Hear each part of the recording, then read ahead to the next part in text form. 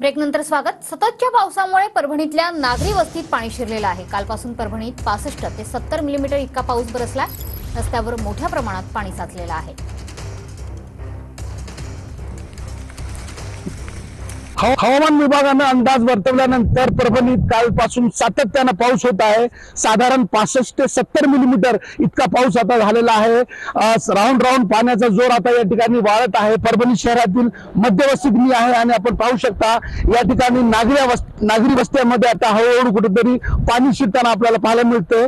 बाबर कॉलेजच्या परिसरात मी आहे आणि या ठिकाणी आपण पाहू शकता सततच्या पावसामुळे नागरी वस्तीमध्ये आता या ठिकाणी पाणी शिरल्याचं आपल्याला पाहायला मिळते। वाहतूक या ठिकाणी पूर्णपणे बंद आहे। नागरिक पर्यायी रस्त्याचा उपयोग करून या ठिकाणी आपापला घर गाठत आहे। रविवारचा दिवस असल्यामुळे एकंदरीत या रस्त्यावर शुकशुकाट दिसून येते। मात्र पावसाचा जोर अद्यापही कायम आहे। हीच परिस्थिती सतत राहिल्यास मात्र या ठिकाणी अतिवृष्टी परिस्थिती निर्माण होण्याची दाट शक्यता निर्माण झालेली आहे।